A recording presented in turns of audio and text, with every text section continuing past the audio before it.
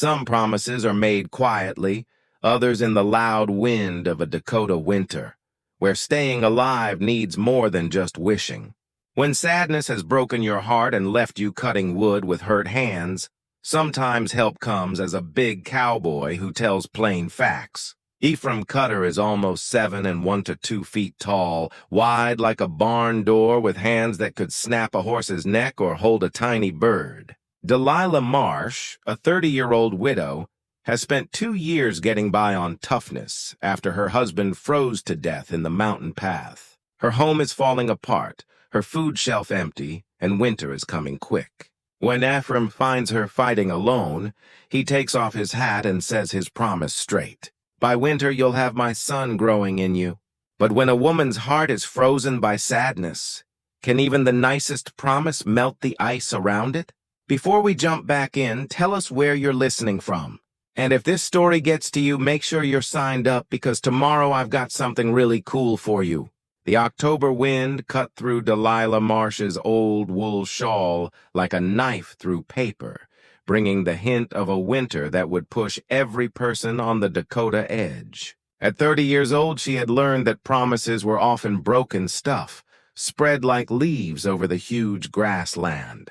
Her rough hands held the axe handle tighter as she lifted it over another hard piece of oak, the wood breaking with a good crack that bounced off the old boards of her small home. 2 years had gone by since Thomas froze to death, getting firewood from Eagle's Pass, his body found 3 days later by a search group, still holding the reins of their old mare. The horse had got home, but Thomas never did. Delilah still wore his wedding ring on a chain around her neck, the gold band hitting against her chest with each swing of the axe, steady reminder of what she'd lost and what she still could lose. The home that had once felt like a safe spot now seemed to laugh at her tries. The roof leaked in 2 spots, sending rusty marks down the white walls she'd painted with such hope 4 years ago. The barn door hung crooked on broken hinges, and the chicken pen had lost half its birds to foxes last month. Every day showed new signs of her losing fight against the wild land. Yet every morning she got up before light to battle it again. Her closest neighbor, Martha Henley, lived 3 miles east with her husband, Carl, and their 2 grown sons. They'd offered help more times than Delilah could count, but free help felt heavy on her like a wet blanket. She'd taken a basket of jam last month and felt the load of owing them for weeks after. Pride was sometimes all a person had left, and she kept hers strongly. The sound of hoofbeats on the hard ground made her stand straight, covering her eyes against the pale morning sun. A rider came from the north, moving with the easy sureness of someone who fit on a horse. As the person got closer, Delilah felt her breath stop in her throat. Even far away, there was no missing the huge size of the man. Ephraim Cutter sat on his big stallion like a king looking over his land, though his land was nothing more than the endless grass and sky that went past the edge. Stories went before him wherever he went, tales of a man who could lift a full-grown cow with his bare hands, who'd once walked 50 miles through a snowstorm to bring medicine to a sick kid, who talked to horses in a way they seemed to get. Some people whispered he had giant blood in him, passed from the old country where such things happened. Others said he was part Indian, though his hair was the color of wheat fields in fall, and his eyes had the light blue of winter sky. What everyone agreed on was that Ephraim Cutter was a man different, not quite fitting in the world of normal people, yet somehow needed in it. He'd come down from the high land 3 weeks ago, staying at the boarding house in town and asking about land for sale. More than one dad had pushed his daughter forward when Ephraim walked down Main Street, but he'd shown no interest in the laughing girls with their neat curled hair and Sunday dresses.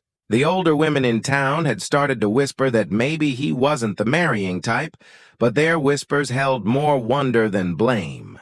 Now he was here on her land, and Delilah felt suddenly aware of her fixed dress and the bits of dark hair that had got loose from her bun. She set the axe aside and wiped her hands on her apron, waiting as he got off with the smooth ease of a man comfy in his own skin, even with its big size.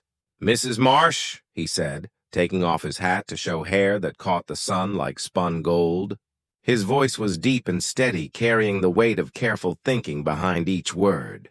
"I hope you don't mind the visit, Mr. Cutter." She nodded her head a bit, keeping the polite space that rules wanted. "You're welcome on my land, though I'm afraid I can't offer much for guests."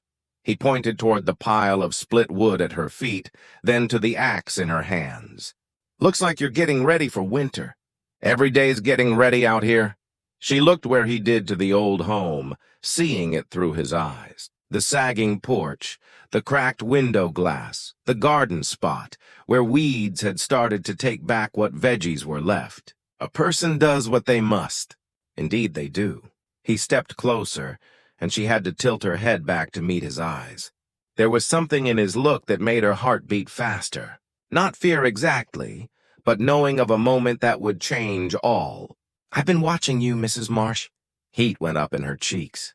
"Sir, I'm not watching like a man watches a woman he means to take advantage of," he said fast, his big hands turning his hat edge in a nervous way that seemed odd with his big self. "Watching like a man watches someone he respects. You've been working this land alone for 2 years, and you're still here. That takes a special kind of toughness." Delilah felt tears poke at her eyes, though if from thanks or tiredness, she couldn't say. Toughness doesn't fix a leaking roof or fill an empty food shelf. "No," he agreed. "But it's the base everything else gets built on." He was quiet for a bit, looking at her face with a strength that made her want to look away. "I came here to make you an offer, Mrs. Marsh. Not the kind a woman usually gets from a stranger, but these aren't usual times, and I'm not a usual man." She wrapped her arms around herself, feeling suddenly cold despite the October sun. "What kind of offer?" "The kind that might save us both from spending another winter alone." He took a step back, giving her space to breathe, to think. "I'm 34 years old, Mrs. Marsh. I've got land up in the high country, good grass land with water rights and wood. I've got money in the bank and skills enough to keep us fed and warm. What I don't have is a wife, and what you don't have is safety." The straightness of his words hit her like a real hit. She'd expected many things from this talk, but not a marriage ask from a man she'd never talked to before today. "Mr. Cutter, I know it sounds crazy," he went on, his voice soft but strong. "A man showing up at your door with talk of marriage when we barely know each other's names. But I've lived long enough to know that sometimes the heart knows what the mind hasn't got yet." "The heart?" She laughed, though there was no fun in it. "My heart is buried in the graveyard by the church. Mr. Cutter, what's left is just a woman trying to stay alive until spring. Maybe that's enough to start with." He put his hat back on, setting it at the angle she would come to know as his thinking spot. "I'm not asking you to love me, Mrs. Marsh. I'm asking you to let me take care of you, and in return, you can give me the one thing money can't buy." "And what's that? A family?" The word hung between them like a bridge she wasn't sure she was ready to cross. "I want kids, Mrs. Marsh. I want to leave something behind when I'm gone. Something more than just stories about a giant who lived in the mountains. You're young enough yet and strong. You could give me sons." Delilah felt the world tilt a bit as if the ground itself had moved under her feet. The practical part of her mind, the part that had kept her alive these past 2 years, began figuring the good sides of his offer. Safety, guard, an end to the hard loneliness that had become her steady friend. But another part of her, the part that still wore Thomas's ring around her neck, pulled back from the idea of replacing him so easy. "I need time to think," she said at last. "Of course." He touched the brim of his hat in a sign of respect. "Winter's coming whether we're ready or not, Mrs. Marsh. I'll be in town for another week, staying at Mrs. Patterson's boarding house. When you've made your choice, you know where to find me." He got on his horse with the same easy grace he'd shown getting off. But before he could ride away, Delilah found herself calling out to him. "Mr. Cutter?" He turned in his saddle, eyebrows up in question. "Why me? There are younger women in town, prettier women with money and families to suggest them. A smile played at the corners of his mouth, the first real sign of warmth she'd seen from him. Because when I watched you split that wood, I saw a woman who doesn't quit. That's worth more than all the money in Dakota land. With that, he rode away, leaving Delilah standing in her yard with an axe in her hands and a choice that would shape the rest of her life. She picked up another piece of wood and set it on the chopping block, but her hands were shaking too bad to aim right. Instead, she sat down on her porch steps and pulled Thomas's ring from under her dress, holding it up to catch the light. "What do I do, Thomas?" she whispered to the empty air. "What do I do?" The wind got stronger, spreading leaves across the yard and bringing with it the smell of snow still weeks away. But for the first time in 2 years, winter didn't seem quite so scary. Somewhere in town, a giant of a man was waiting for her answer. And for the first time since Thomas died, Delilah Marsh had something to hope for. 3 days passed before Delilah saw Ephraim Cutter again. 3 days during which his words rang through every job she did. She found herself stopping in her work to look at her face in the cracked mirror above her washbowl, wondering what he'd seen that made him think she could be the mom of his kids. The woman looking back at her seemed too thin, too worn by sadness and work to carry such hopes. On the 4th morning, she woke to find him sitting on her porch steps, his grandfather's pocket watch open in his hand. The timepiece caught the early light, its gold side carved with marks she couldn't read from far. He looked up as she opened the door, his look calm but set. Mrs. Marsh. He got to his feet, closing the watch with a soft click and putting it into his vest pocket. "I hope you'll forgive the early hour. You've been waiting long." She pulled her shawl tighter around her shoulders, aware of her hair hanging loose down her back and her bare feet on the cold floorboards, long enough to watch the sun come up. He pointed toward the east edge where pink and gold painted the endless sky. "It's beautiful country, even in its toughness. A good place to raise kids." The straightness of his return to the topic made her breath stop. "Mr. Cutter, I know you haven't decided yet." He stepped closer, and she could smell the leather and pine scent that seemed to follow him everywhere. "But I need to tell you something that might help you make up your mind." She waited, her heart beating faster than it should have. "This watch belonged to my grandfather. Came over from Norway when he was barely 18 years old. Ephraim pulled the timepiece from his pocket again, holding it so she could see the fancy carvings on its side. He carried it through 40 years of farming in Minnesota, through bad crops and good ones, through the death of 2 wives and the raising of 6 kids. When he gave it to my dad, he said it was more than just a way to tell time. It was a way to remember that every moment counts, especially the ones that shape the future." Delilah found herself drawn to the watch, stepping closer to look at the careful work. "It's beautiful. My dad carried it for 30 years until the day he died in a logging accident when I was 22. Ephraim's voice got quieter, more thinking. "Before he passed, he pressed it into my hand and told me not to give it away until I was ready to give my name to a woman and my life to building something that would last." The meaning of his words settled between them like morning frost. "And you think I'm that woman?" "I think you're a woman who gets that time isn't something to waste." He met her eyes steadily. "I'm 34 years old, Mrs. Marsh. Most men my age already have wives and kids, already have roots planted deep enough to stand any storm. I've spent too many years waiting for the right moment, the right woman, the right setup. But watching you these past weeks, seeing how you fight for what's yours, even when the odds are against you, that told me everything I needed to know." Delilah felt heat rise in her cheeks. "You barely know me. I know you get up before dawn to tend animals that barely give enough milk to keep you fed. I know you fix your own fence posts and patch your own roof, even when the work is too much for one person. I know you've been wearing the same dress for 3 days because you've got only 2 that aren't fixed beyond repair." His voice was soft, without blame. "And I know you loved your husband enough to wear his ring around your neck 2 years after he died." She touched the chain at her throat without thinking, feeling the known weight of Thomas's ring. "Love doesn't die just because a person does. No, it doesn't. But life goes on whether we're ready for it or not. Ephraim put the watch away again, his look getting more serious.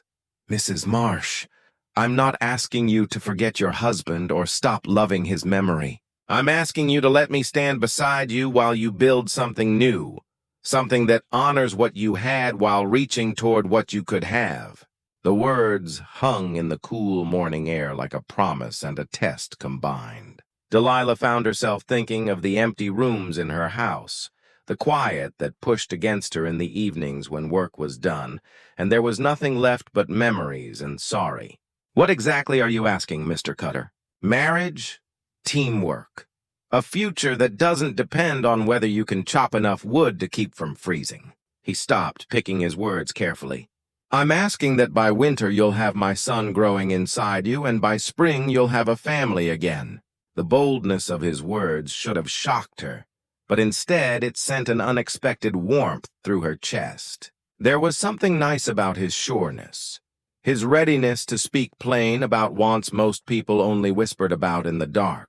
And if I can't give you kids, if my body isn't ready or able, then we'll face that together the way married people do. His answer came without weight. But I've seen how you care for your animals, how you tend your garden, even when the soil fights you. You've got the heart of a mom, Mrs. Marsh. I believe your body will follow where your heart leads. Delilah turned away from him, looking out over the land she'd fought so hard to keep. The morning light showed every flaw, every place where her tries had fallen short. But it also showed the places where she'd won the veggie patch that had given enough to keep her fed, the chicken pen she'd fixed with her own hands, the firewood stack that proved she wouldn't quit without a fight. People will talk, she said finally. People always talk. The question is whether you care more about their thoughts than your own staying alive. She faced him again, studying the steady sureness in his look. You make it sound simple. Some things are simple even when they're not easy. He stepped back, giving her space to think. I'm not a romantic man, Mrs. Marsh. I won't court you with flowers and poems, but I'll work beside you, guard you, give for you. And when you're ready, truly ready, I'll love you with everything I have. The promise in his words made her throat tight with sudden feeling. When was the last time anyone had offered to take care of her? When had she last felt like someone valued her enough to make such a promise? How long would you want to wait for the wedding? I mean, as long as you need. But winter's coming fast, and I'd rather have you set in my house before the snow gets too deep to travel. His practical worry touched something deep in her chest. 2 weeks. 3. 1, she heard herself say, the word coming out before she'd fully decided to speak it. 1 week? His eyebrows went up a bit. You're sure? No. The truth surprised them both. But I'm sure that another winter alone will kill me one way or another. And I'm sure that you're offering me something I didn't dare hope for. What's that? A chance to live instead of just get by. Ephraim's face softened, and for a moment she saw the man under the big outside, someone who'd been waiting as long as she had for a reason to hope. Then it's set. 1 week from today if you'll have me. 1 week, she held out her hand, and he took it carefully in both of his touch warm and surprisingly soft for hands so big. But I have rules. Name them. I keep my name until after the event, and I keep this house, at least for now. I need to know I have somewhere to come back to if it doesn't work between us, he finished. Agreed. Though I hope you'll find my house more comfy than this one, especially once winter sets in. She thought of his talk of land in the high country, of water rights and wood, of a place built to shelter a family through the hard months ahead. Where exactly is your land? About 20 miles north in the hills below Eagle's Pass. The same mountains where Thomas had died, she got with a start. Good hunting, good grass, and a spring that runs all year. I've been building the house for 3 years, always thinking someday I'd have a wife to share it with. And now you will. Now I will. He let go her hand, but didn't step away. Mrs. Marsh, I want you to know that I don't take this lightly. Marriage is a sacred thing, not just a deal. When I give you my name and you give me yours, it'll be with the plan of making it forever. The seriousness in his voice made her chest tight. I get it. Do you? Because once we're married, once you're carrying my child, there won't be any going back to the way things were. You'll be mine and I'll be yours, for better or worse. The owning in his words should have scared her, but instead, it sent an unexpected thrill through her veins. When had anyone claimed her so fully? When had she belonged to someone who would fight to keep her? I get it, she said again. And this time she meant it fully. He nodded, happy. Then I'll talk to Reverend Morrison this morning. Make the plans. Is there anything special you'd like for the event? Simple, just simple. She stopped, thinking. And I'd like Martha Henley to stand with me if she's willing. Of course, I'll ask Carl to stand with me. He set his hat back on his head, getting ready to leave. 1 week, Delilah. 1 week and everything changes. After he rode away, Delilah sat on her porch steps and pulled out Thomas's ring, holding it up to catch the morning light. The gold was worn smooth from years of wear, a simple band that had stood for simple promises. But maybe it was time for something more tricky, something that knew the woman she'd become rather than the girl she'd been. 1 week in 1 week she would be Mrs. Ephraim Cutter, and by winter, if he was right, she would be carrying his child. The thought should have scared her, but instead it filled her with something she'd almost forgotten how to feel. The next morning brought Martha Henley to Delilah's door before the sun had fully cleared the edge. Her face red from the 3-mile ride and her eyes bright with wonder. She tied her horse to the post with quick moves, then walked up to the porch where Delilah sat fixing a torn skirt. Well, Martha put her hands on her hips, a move Delilah had seen lots of times over the years of their friendship. Are you going to make me guess? Or are you going to tell me why half the town is talking about Ephraim Cutter coming to your place twice in 4 days? Delilah set down her needle and thread, meeting her friend's waiting look. He's asked me to marry him. Marry him? Martha's voice went up an octave. Delilah Marsh, you've barely said 2 words to that man in your whole life. We've said plenty in the past few days. Delilah got up from her chair, smoothing her skirts. And I've said yes. Martha's mouth opened and closed like a fish out of water. Finally, she sat down on the porch step, her usual calm fully gone. You've lost your mind. The sadness has finally messed up your brain. My brain is fine, thank you. Delilah sat back down, picking up her fixing again. My setup, however, is not. Your setup? Martha turned to look at the home with fresh eyes, taking in the sagging roof, the fixed walls, the general air of barely held mess. Oh, Delilah, how bad is it? The worry in her friend's voice broke through the walls Delilah had built around her spot. Bad enough that I won't make it through another winter alone. Bad enough that marrying a stranger seems like the smartest choice I've made in 2 years. Martha was quiet for a long moment, her practical side fighting with her guard ways. Tell me about him. Really, tell me. Not just the stories everyone whispers. He's straight, honest to the point of being blunt. He wants kids, and he thinks I can give them to him. Delilah stopped in her stitching, thinking of the way Ephraim had looked at her, not with the pity she'd got used to, but with something that might have been respect. He's offering safety, Martha. A real home, not just a place to get by until the next bad thing hits. And what are you offering him? The question hung between them like morning mist. What was she offering? A worn-down widow with rough hands and a heart still wrapped around the memory of another man. Whatever he needs, she said finally. A wife, a mom for his kids, someone to stand beside him when the world gets hard. Martha reached over and stopped Delilah's busy hands. And what about love? What about it? The sharpness in her voice surprised them both. Love didn't keep Thomas warm when the storm caught him in the pass. Love didn't pay the bills or fix the roof or put food on the table after he died. Maybe it's time I chose something more practical. You loved Thomas. I still love Thomas. Delilah pulled her hands free, touching the chain at her throat. I'll always love Thomas. But Thomas is dead and I'm alive. And Ephraim Cutter is offering me a chance to stay that way. Martha was quiet for several minutes, her look moving over the known land of Delilah's daily fight. When she spoke again, her voice was softer. When 1 week, we'll have a simple event at the church. 1 week? Martha's eyebrows shot up. Delilah, that's barely enough time to what? Plan a wedding feast we can't pay for. Order a dress I'll never wear again. Send notes to family who live too far to come. Delilah set her fixing aside, suddenly jumpy. What's the point of waiting, Martha? To give myself more time to change my mind, to let doubt come in and tell me I'm making a mistake. Are you making a mistake? It was the question that had kept Delilah awake most of the night, staring at the ceiling and listening to the wind shake the loose boards of her house. Was she trading one kind of not sure for another?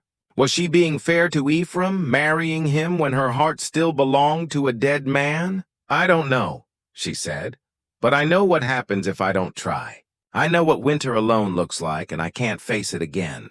Martha nodded slowly, getting it in her look. What do you need me to do? The simple question offered without blame or rule brought tears to Delilah's eyes. Stand with me. Be my witness when I make this choice, of course. Martha reached over and squeezed her hand. And afterward, when you're Mrs. Ephraim Cutter and living 20 miles away in the mountains? I don't know, Delilah said again. I suppose I'll learn to be someone new. They spent the rest of the morning going through Delilah's stuff, deciding what could be packed and taken to her new home and what would be left behind. It was a serious process, seeing the buildup of 6 years of marriage cut to a few boxes and bundles. In the back bedroom, Martha found Thomas's unfinished rocking chair, the wood smooth from hours of careful sanding, but still missing the last touches that would have made it done. The sight of it stopped both women in their tracks. He was making it for the kids we planned to have, Delilah said softly, running her fingers over the curved armrest. He worked on it in the evenings, always saying he'd finish it when we had news to celebrate. What will you do with it? Delilah thought about the question, thinking of the hope that had gone into each careful cut, each smoothed side. Take it with me. Maybe Ephraim can finish what Thomas started. The meaning of the words wasn't lost on either of them. Martha wrapped the chair carefully in an old quilt, treating it with the respect due to dreams put off, but not fully given up. As they worked, Martha shared news from town, who was dating whom, which families were planning to head back east before winter set in, what the traveling preacher had said about the state of everyone's souls. Normal gossip, the kind that had once been the base of Delilah's social world. You know, people will talk, Martha said as they folded Delilah's good dress into a trunk. People always talk. Ephraim said the same thing. And you don't care. Delilah thought about the question. 2 years ago, the thoughts of her neighbors had mattered a lot. Now, faced with the choice between being proper and staying alive, the answer seemed clear. I care more about making it through the winter than I do about what Mrs. Patterson thinks of my choices. Martha laughed. Mrs. Patterson's been trying to marry off her daughters to Ephraim Cutter since he came to town. She'll be mad when she finds out you got him. I didn't get him. He chose me. The difference mattered, though. Delilah couldn't quite say why. He could have had any unmarried woman in 3 counties, but he came to me. Why do you think that is? It was another question that had kept Delilah awake, turning over Ephraim's words about seeing toughness in her fight, about knowing something in her that others had missed. He said he was looking for someone who doesn't quit, someone who fights for what's theirs even when the odds are against them. And that's you. Delilah looked around the bedroom she'd shared with Thomas at the faded wallpaper and the window that let in drafts no matter how she tried to seal it. She'd fought for this place, bled for it, nearly died for it. But what had that fight done beyond keeping her alive for another day? Maybe it used to be. Maybe it's time to fight for something bigger than just getting by. They finished packing in comfy quiet, each lost in their own thoughts. As Martha got ready to leave, she turned back to Delilah with the look she wore when giving hard truths. I have to ask this as your friend. Are you drawn to him? To Ephraim? Heat went up in Delilah's cheeks. Martha, it's a real question. You're going to be sharing a bed with this man, bearing his kids if all goes to plan. Body match matters, especially in a marriage that's starting without love. The straightness of the question forced Delilah to look at feelings she'd been trying to ignore. When Ephraim stood close to her, when his big hands had covered hers, when his deep voice spoke of kids and futures, had she felt anything beyond practical thanks? "He's big," she said carefully, "but not in a way that scares me. When he looks at me, I feel like he sees something good, something worth guarding." "That's not what I asked." Delilah met her friend's knowing look. "Yes, I'm drawn to him. God help me. I'm drawn to my dead husband's replacement." "Thomas isn't being replaced, Delilah. He's being honored by your choice to keep living." The words were exactly what Delilah needed to hear, even if she wasn't fully ready to believe them. After Martha left, she sat alone in her nearly empty house and tried to think what her life would look like in 8 days. Mrs. Ephraim Cutter, living in a house she'd never seen, sharing a bed with a man she barely knew, set to bearing kids for someone who'd chosen her for her toughness rather than her looks. It should have scared her. Instead, for the first time in 2 years, she found herself looking forward to tomorrow. 2 days later, Delilah woke to the sound of hammering on her roof. She dressed quick and stepped outside to find Ephraim balanced on the steep slope above her bedroom, replacing the bad shingles that had been letting in rain for months. His shirt was already wet with sweat despite the cool morning air, and his moves showed the easy skill of a man comfy with hard work. "Mr. Cutter?" She covered her eyes against the sun, calling up to him. "What are you doing?" He stopped his work, looking down at her with that steady look she was starting to know. "Fixing your roof? Can't have my future wife sleeping under a leak." The owning in his words sent an unexpected warmth through her chest. "You don't need to." "Yes, I do." He started hammering again, hitting each nail with exact strikes. "Besides, it gives me something to do with my hands while I wait for Sunday." She watched him work for several minutes, noting the careful way he lined each shingle, the step-by-step progress he made across the bad part. This was a man who finished what he started, who took blame for the things and people under his guard. "There's coffee if you want some," she called up to him. "In a bit, want to get this part done before the sun gets too hot." Delilah went back inside to make breakfast, but found herself pulled again and again to the window to watch his progress. There was something cool about the beat of his work, the way his big body moved with surprising grace across the steep roof. When was the last time someone had taken care of her real needs without being asked? An hour later, he climbed down and joined her on the porch, taking a cup of coffee and a plate of fried eggs with quiet thanks. He ate with the focused care of a man who saw food as fuel rather than fun, but he said nice things about her cooking with real thanks.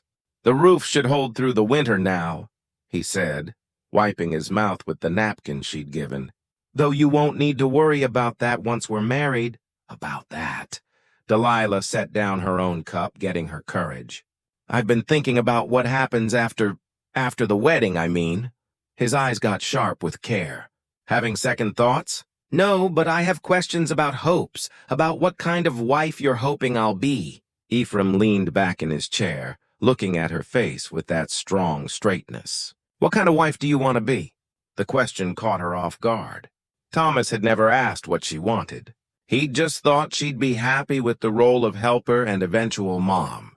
But Ephraim was asking her to say herself, to choose her own path within the edges of their deal. "I want to be useful," she said finally. "I want to add more than just my skill to have kids. I can work farm work, house running, even helping with animals if needed. I don't want to be just pretty." Good, because I wasn't looking for pretty. He finished his coffee, then reached into his shirt pocket and pulled a small leather pouch. "I brought you something." Delilah took the pouch with curious fingers, noting the soft feel of the well-worn leather and the careful stitching along the edges. Inside, she found a mix of dried herbs and roots, each wrapped in small cloth packs and labeled in careful writing. "Feverfew for headaches," Ephraim explained, pointing to each pack as he spoke. "Willow bark for pain, echinacea for stopping sickness, chamomile for sleep problems, and ginger root for morning sickness when the time comes." The nice thought of the gift brought tears to her eyes. "You made this yourself." "Learned from my grandma. She was half Norwegian, half Ojibwe, and she knew more about healing than any doctor I've met." He stopped, watching her look at each labeled pack. A woman living alone needs to know how to take care of herself, especially through a pregnancy. The casual talk of pregnancy sent a flutter through her belly. You're very sure? That will happen quick. Are you not? His question held no blame, only wonder. Delilah thought about how to answer. She'd been married to Thomas for 4 years without getting a baby, though they'd both thought kids would come in time. But Ephraim was different from Thomas in every way. Bigger, more sure, more straight in his wants. Maybe those differences went to his skill to give her what Thomas never had. I don't know, she said honestly. Thomas and I tried for years without luck. It may be that I'm not able to have kids, or it may be that you needed the right man to plant the seed. His straight tone made the close topic easier to talk. Either way, we won't know until we try. Heat went up in her cheeks at the meaning. In 4 days, she would be sharing this man's bed, learning the most close details of his body and his wants. The thought should have scared her, but instead it sent an unexpected looking forward through her veins. I should probably tell you, she said carefully, that my time with marriage stuff is kind of limited. His eyebrows went up a bit. Limited how? Thomas was a nice man, very thinking of my comfort and my shyness. Our times were short and not often, mostly when he hoped to make a child. Ephraim was quiet for a long moment, taking in this info. When he spoke, his voice was soft but strong. Delilah, I want you to get something. When you become my wife, when you share my bed, it won't be just for the goal of making babies. A man and wife should find fun in each other, should come together because they want the link as much as the result. I don't know if I'm able to that kind of answer, she said, shy by her own truth. You won't know until someone takes the time to teach you. He reached across the table and covered her hand with his. The touch warm and nice. I'm not Thomas, Delilah. I won't treat you like you're made of glass. And I won't say sorry for wanting you the way a man wants his wife. But I'll be patient. I'll make sure you're ready before we take that step. The promise in his words made her breath stop. When had anyone talked to her about her own wants? Her own skill for fun? Thomas had been focused on the ways of making kids, but Ephraim was talking about something else fully, about team, about shared fun, about the kind of body closeness she'd only heard whispered about by married women. How patient? She asked, her voice barely above a whisper. As patient as you need me to be. Days, weeks, months, if needed. His thumb traced across her knuckles, the simple touch sending warmth up her arm. But I hope it won't take that long. I hope you'll find reasons to want me as much as I already want you. The saying hung between them like a bridge she wasn't sure she was ready to cross. He wanted her not just as a holder for his kids or a caretaker for his home, but as a woman. When had anyone last looked at her with want rather than pity? I should get back to work, she said, though she made no move to pull her hand away from his. In a minute, he turned her hand over, looking at the rough spots on her palm with soft fingers. These will heal once you're not working yourself to tiredness every day. I like my hands the way they are. They're proof that I can take care of myself. And now you'll have proof that someone else wants to take care of you too.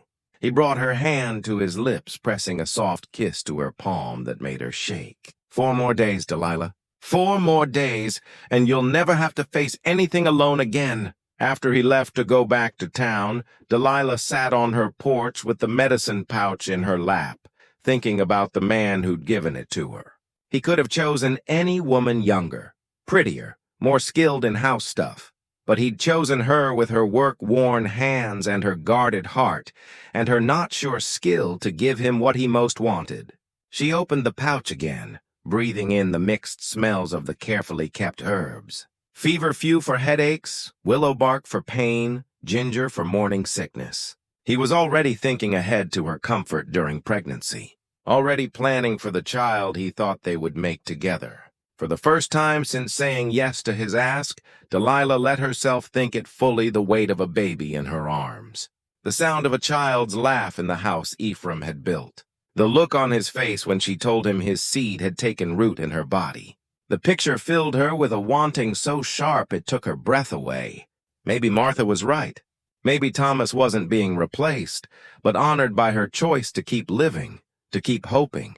to think that her story wasn't over, but just starting a new part. 4 more days.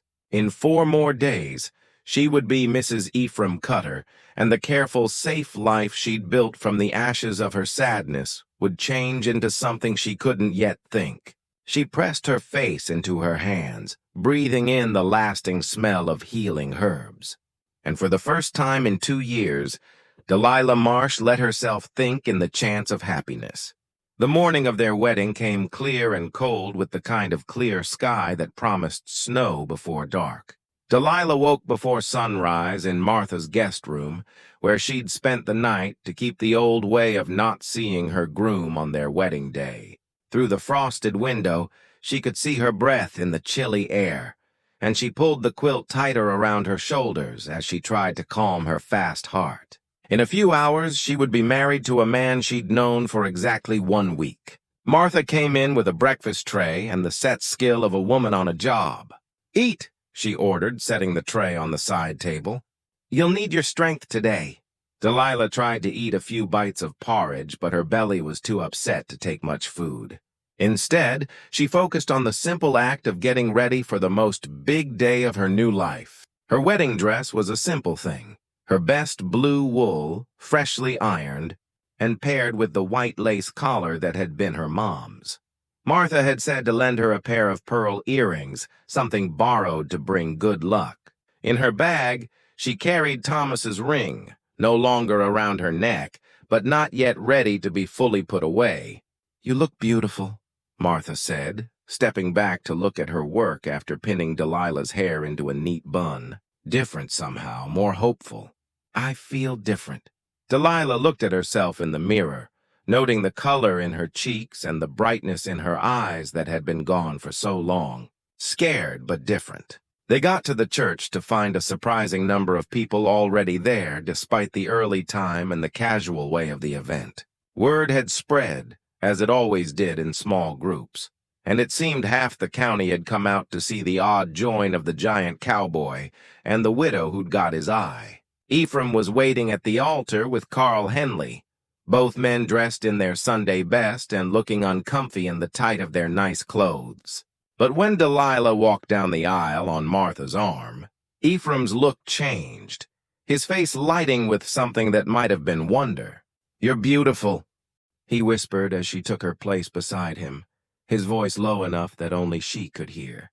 "You clean up well yourself," she replied, noting how the dark suit made his broad shoulders stand out and made his pale eyes seem even brighter. Reverend Morrison started the event with the old words about marriage being a holy thing made by God for the comfort and friendship of man and woman. But Delilah found herself focusing more on Ephraim's being beside her warmth, coming from his big body, the steadiness of his breathing, the way his hand felt when he took hers during the swap of vows. "Do you, Ephraim Cutter, take this woman to be your lawfully wedded wife, to have and to hold in sickness and in health, for richer or poorer, for better or worse, until death do you part?" "I do." His answer was strong, not shaking, said with the same sureness he'd shown when making his first ask.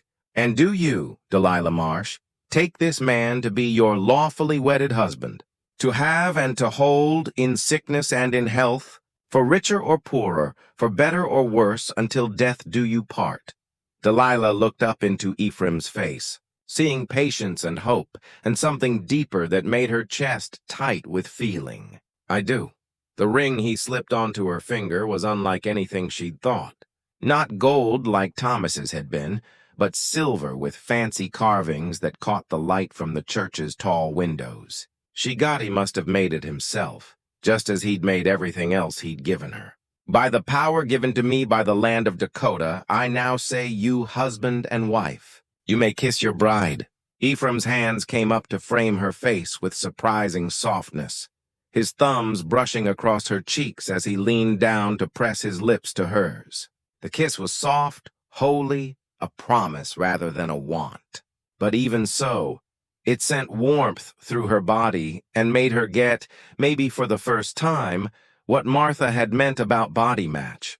When they broke apart, Delilah found herself looking into eyes that held both happy and held back want. Whatever else their marriage might become, it would not lack for fire on his part. The group broke out in claps and good wishes, and for the next hour, Delilah found herself taking congrats from people she'd known for years, but who now looked at her with new wonder. She was no longer the pitied widow fighting to get by. She was Mrs. Ephraim Cutter, wife to one of the most respected men in 3 counties. Martha had set up a simple party in the church hall with coffee and cake, and the kind of good talk that marked big community events. But Delilah noticed the way some of the older women watched her and Ephraim together, their looks guessing in a way that made her uncomfy. "They're wondering if you're already carrying his child," Martha whispered in her ear during a quiet moment. "The speed of your dating has set tongues moving." "Let them wonder," Delilah replied, though she felt heat rise in her cheeks. "It's none of their business." "No, but it will become their business if you start showing before a proper amount of time has passed." The meaning made Delilah's belly flutter. Tonight she would share Ephraim's bed for the first time. Tonight he would try to keep the promise he'd made about her carrying his child by winter. The thought sent a mix of looking forward and nerves through her veins. As the afternoon went on, she found herself watching her new husband as he moved through the crowd, noting how easily he got respect despite his quiet way. Men asked his thoughts on everything from cow prices to the chance of an early winter, while women found reasons to bring him pieces of cake and say nice things about his choice of bride. But his care kept coming back to her, his eyes finding her across the room with a steadiness that made her feel claimed in the most basic way.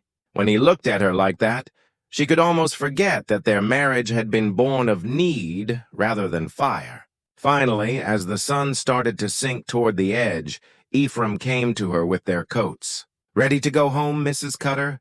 The name sent a thrill through her that she hadn't thought. "Yes, I think I am." The ride to his land took them north through rougher ground, the wagon loaded with her stuff bouncing over holes and rocks as they climbed into the hills. Ephraim had hooked his big stallion next to a softer mare, and the team pulled steady despite the hard road. "Tell me about your house," Delilah said, partly to break the comfy quiet, and partly because she was really curious about the place that would be her new home. "It's strong," he said, his care focused on getting through a really tricky part of trail built to last, with good wood and stone bases. 3 bedrooms, a big kitchen, a sitting room for the evenings, nothing fancy but comfy. 3 bedrooms, 1 for us, 1 for guests, and 1 for kids when they come. The straight way he spoke about their future kids made her heart quicken. "I've been working on a cradle in the evenings, just rough work so far, but it'll be ready when we need it." The picture of him working by lamplight, carving wood into shapes meant to hold their babies, filled her with a feeling she couldn't quite name. When had anyone planned so carefully for her happy? As they climbed higher, the land grew more wild with rocky spots and groups of pine that spoke of wild country and hard winters. But it was beautiful, too, in a way that made her get why Ephraim had chosen to build his life here. This was a place for people who valued being alone, who weren't scared of being by themselves or hard stuff. "There," he said, pointing ahead to where smoke rose from a chimney barely seen through the trees. Home. Delilah's first sight of her new home took her breath away. It was bigger than she'd thought, built of honey-color logs with a wide porch that wrapped around 3 sides. Window boxes held the brown stems of flowers that had bloomed earlier in the season, and a kitchen garden showed signs of careful care despite the late year. "Ephraim, it's beautiful. You sound surprised." "I suppose I am. I was thinking something more basic, I guess, more like a trapper's cabin than a real home." He helped her down from the wagon, his big hands around her waist with easy strength. "I told you I'd been building it for 3 years, thinking someday I'd have a wife to share it with. I wanted it to be good for the woman who'd live here." Inside, the house was even more cool. The main room had a huge stone fireplace with a carved wood top, and the furniture was clearly handmade, but showed real skill. Everything was clean and well kept, though it had the slightly clean feel of a place where a man lived alone. "I'll show you the rest," Ephraim said, carrying her trunk toward the hall that led to the bedrooms. The room that would be theirs was big and airy with windows facing east to catch the morning sun. The bed took over the space. Huge four-poster that had clearly been built to fit Ephraim's size. It was covered with quilts in deep blues and greens, and the sight of it made Delilah's mouth go dry with nerves. "I'll give you some time to get set," Ephraim said, setting her trunk at the foot of the bed. "There's hot water on the stove if you'd like to wash, and I'll be in the kitchen when you're ready." After he left, Delilah stood alone in the room that would see the most close moments of her new marriage. She unpacked her few stuff, hanging her dresses in the closet that took up most of one wall, and putting her brush and mirror on the dressing table by the window. In the bottom of her trunk, wrapped carefully in paper, she found the wooden spoon Ephraim had carved for her during their short dating. She'd almost forgotten about it in the rush of wedding prep, but now she held it up to the lamplight, looking at the careful work that had gone into its making. It was a simple thing, useful rather than pretty, but the wood had been polished to a soft smoothness that spoke of hours of patient work. Along the handle, barely seen unless you knew to look for them, were tiny carved flowers, wild roses, she thought, the kind that bloomed in mountain fields during the short summer season. The spoon stood for everything she was starting to get about her new husband, his care to detail, his set to making things that would last, his quiet way of showing care through doing rather than words. When he carved this spoon, he'd been thinking of her hands, of meals they would share, of the home closeness that was already growing between them. She was still holding the spoon when Ephraim knocked softly on the door. "Delilah, supper's ready if you're hungry." "Coming," she called. "Quick!" putting the spoon on the dressing table where she could see it every morning when she woke. In the kitchen, she found that he'd made a simple but big meal deer stew with fresh bread with jam made from wild berries. They ate mostly in comfy quiet, both of them aware that the evening would bring them to the moment they'd been building to since the day he'd first asked. "Are you nervous?" he asked finally, setting down his coffee cup and looking at her face in the lamplight. "Yes," she said, "but not the way I thought I'd be." "What way are you nervous?" Delilah thought about how to say the tricky mix of looking forward and not sure that had been building in her chest all day. "I'm nervous that I won't be what you're hoping for, that I won't know how to be the kind of wife you need." "And what kind of wife do you think I need?" "I don't know. Someone warmer, maybe. Someone who comes to your bed with fire instead of duty." Ephraim was quiet for a long moment, his look thinking. When he spoke, his voice was soft but strong. "Delilah, I didn't marry you, thinking you'd be someone you're not. I married you because of who you are, a woman strong enough to get through what would have broken most people, honest enough to speak her fears, brave enough to trust a stranger with her future. And if fire doesn't come, if I can't learn to want you the way a wife should want her husband." He got up from his chair and came around the table, kneeling beside her so they were at eye level. "Then we'll build something else. Respect, friendship, team. Not every marriage is based on big fire, but the best ones are built on trust and real liking. Is that enough for you?" "It's a start." He reached up and touched her face, his thumb tracing the line of her cheek. "But I think you might surprise yourself given time and patience." The promise in his voice made her lean into his touch. And for the first time since saying yes to his ask, Delilah let herself think that their odd start might lead to something beautiful after all.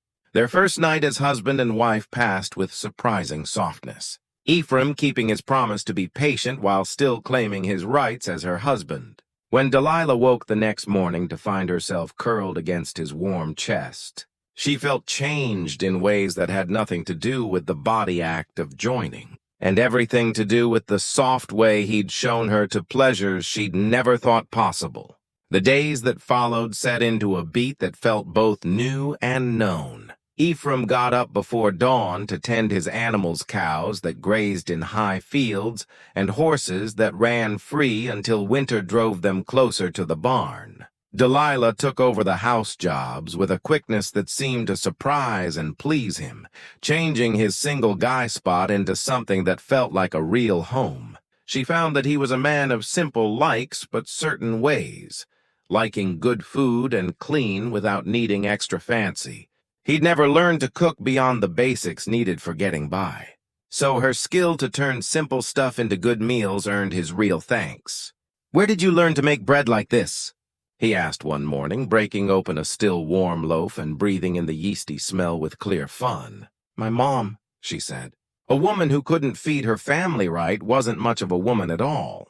Delilah poured coffee into his cup, noting how his big hands made the delicate china look small. "She taught me that taking care of people through food was one of the highest forms of love.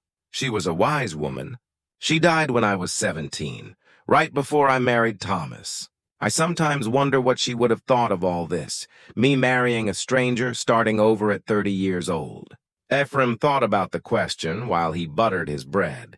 "I think she would have been proud that you chose life over giving up. That takes a special kind of brave." The simple words filled her with warmth, though it also showed how different he was from Thomas, who'd rarely offered such deep thoughts. Ephraim thought deep about things, came to even casual talks with the same full way he brought to his work. After breakfast, while he did outdoor jobs, Delilah looked around her new spot more fully. Besides the main house, there was a big barn that held his horses, a smaller building for storing grain and tools, and a smokehouse that still had the leftovers of his summer hunting. Everything was well kept and set up with army order. But it was in the back bedroom, the one he set for future kids, that she made her most big find. Hidden in the bottom of a trunk under spare blankets and winter clothes, she found her mom's Bible, the worn leather book that had guided her family through 2 sets of frontier hard times. She'd thought the book was lost forever, sold with the rest of her stuff, when she'd been forced to sell Thomas's debts. Finding it here in Ephraim's house felt like a sign that maybe this marriage was blessed in ways she hadn't dared to hope. "You bought it back," she said when he came in for the midday meal, holding the known book against her chest like a treasure. "Bought what back?" He hung his hat on the peg by the door, then turned to see what had got her care. "Oh, the Bible. How did you know it was mine?" "Mrs. Patterson said that you'd had to sell some family items to pay debts. I asked around, found the man who'd bought it, and made him an offer he couldn't say no to." He shrugged as if such nice thought was fully normal. A woman should have her mom's Bible, especially when she's starting a new life. The move was so unexpected, so perfectly tuned to what would matter most to her, that Delilah felt tears spring to her eyes. "Thank you. You can't know what this means to me." "I think I can." He stepped closer, his look soft. "We all need something to hold us to who we were before life changed everything." That evening, after supper had been cleared away and the dishes washed, Delilah sat in the rocking chair by the fireplace, not Thomas's unfinished chair, which still waited in the barn for Ephraim's care, but a simpler one that Ephraim had made for everyday use. She opened her mom's Bible to the family record page, noting the careful notes in her dad's writing. Births, deaths, marriages, the big moments that marked a family's trip through time. "May I?" Ephraim asked, settling into the bigger chair beside her. She handed him the book, watching as he looked at the family tree recorded in fading ink. His finger traced the names of grandparents she'd never met, parents who died too young, the short note that marked her marriage to Thomas Marsh. There's space for more notes, he saw. Yes, she got what he was saying. Soon there would be a new note, her marriage to Ephraim Cutter, and below that, God willing, the names of kids who would carry both their blood into the future. "I've been thinking about names," he said, closing the book carefully and handing it back to her. "If our first child is a son, I'd like to name him after my grandfather, Eric, but I want you to choose the middle name, something from your family. And if it's a daughter, that would be fully your choice." I know nothing about naming girls.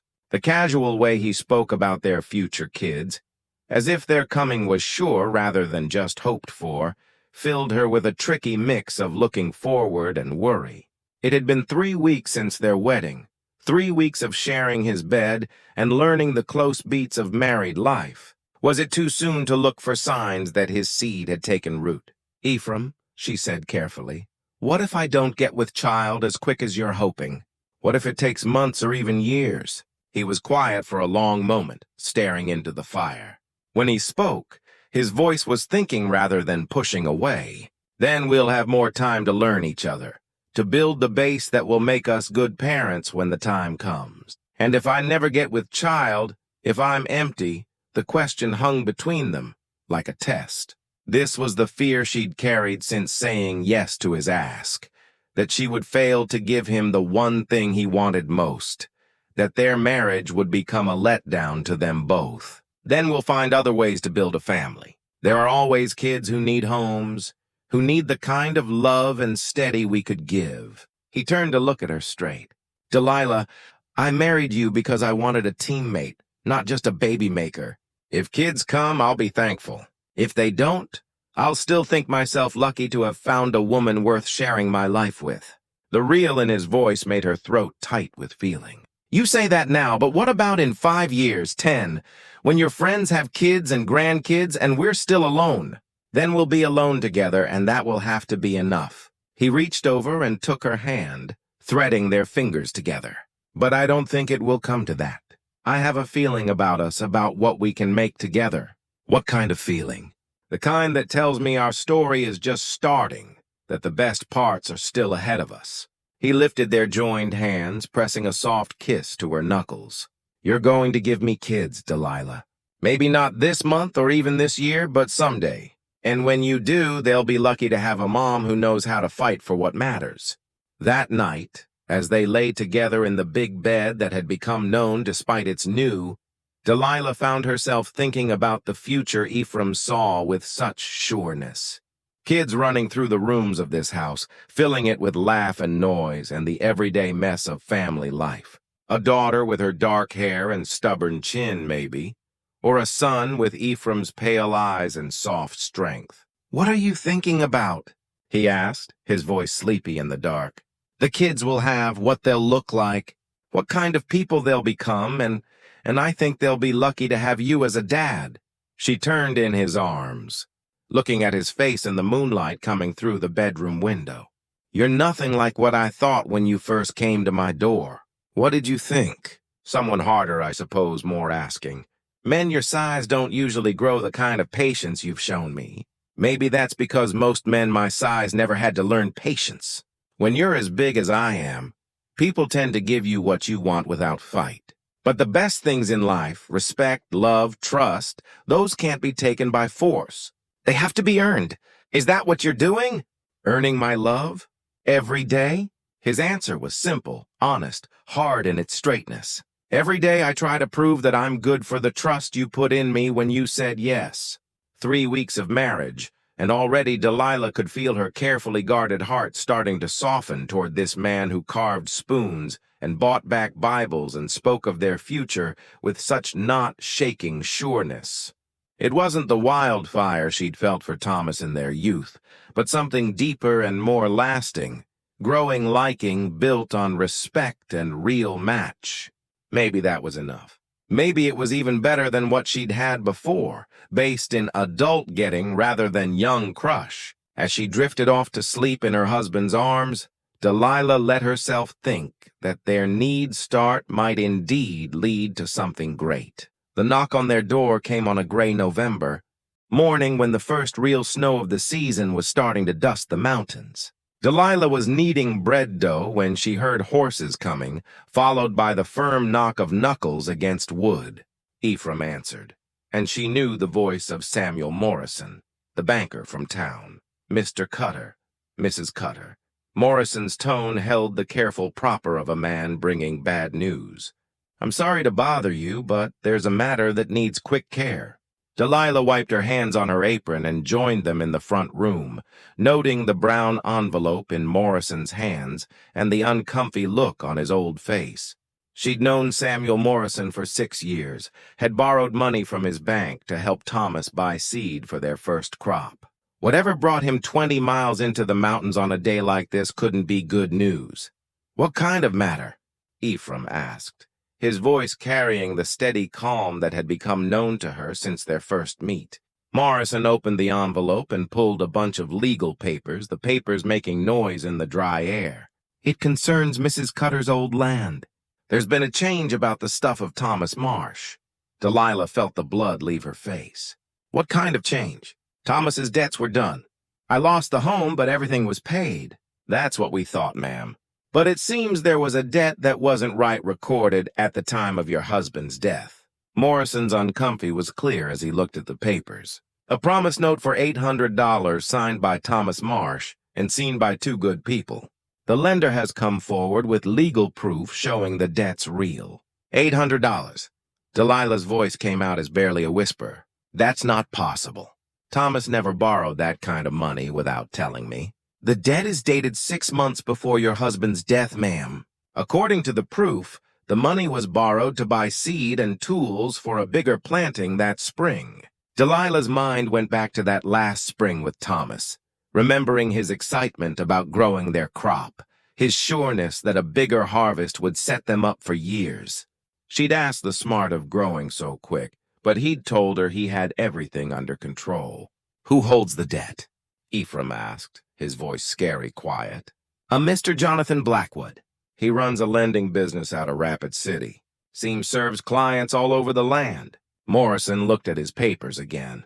Mr. Blackwood is asking for quick payment of the main plus built-up interest. The total owed is now just over $1,000. The number hit Delilah like a real blow. $1,000 was more money than most families saw in 2 years. An impossible sum that might as well have been $1 million. And if the debt isn't paid, Ephraim's tone had grown even more controlled, which Delilah was learning meant he was fighting to hold his anger. Mr. Blackwood has the legal right to claim stuff equal to the debt's value. Since Mrs. Cutter was Marsh at the time got blamed for her husband's stuff, and since she's now married to you, the debt legally goes to your house. What stuff is he claiming? Delilah asked, though she thought she already knew the answer. Morrison looked even more uncomfy. Your current home, Mr. Cutter, this land and all buildings on it. Mr. Blackwood's guess puts the value at about $1,200, which would pay the debt with a small leftover left. The quiet that followed this saying was loud. Delilah felt the world tilt under her feet as the meaning sank in. Thomas's hidden debt was going to cost Ephraim everything he'd worked for, everything he'd built ready for their future together. Let me see those papers, Ephraim said, holding out his hand with careful moves. Morrison gave over the papers, and Ephraim looked at them with the full of a man who got that details mattered in legal stuff. Delilah watched his face, noting the subtle tight around his eyes as he read through the promise note and helping proof. This sign, Ephraim said finally, pointing to Thomas's name at the bottom of the note. You're sure it's real? We had it looked at by a writing expert in Sioux Falls. He said that it matches samples of Mr. Marsh's sign from past bank deals. Morrison's work way couldn't quite hide his sorry for their spot. I'm sorry, Mrs. Cutter. I know this comes as a shock.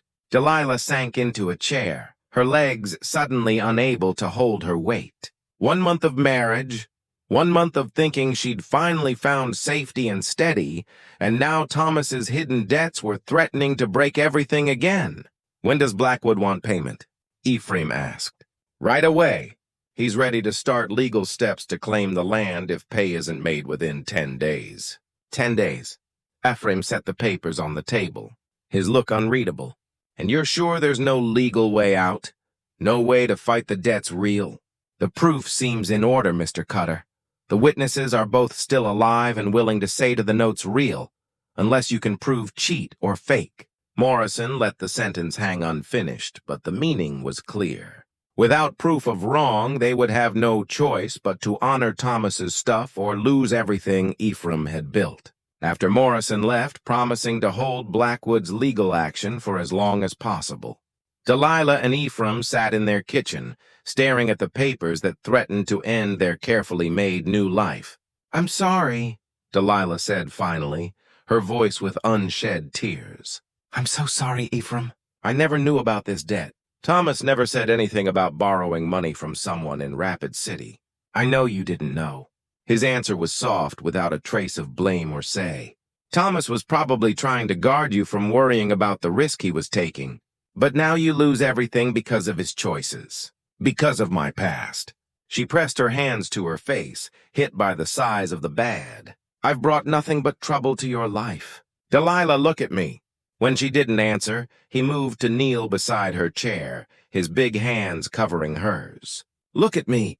Slowly she met his eyes, thinking to see anger or sorry or let down. Instead, she found the same steady set that had marked everything about him since their first meet.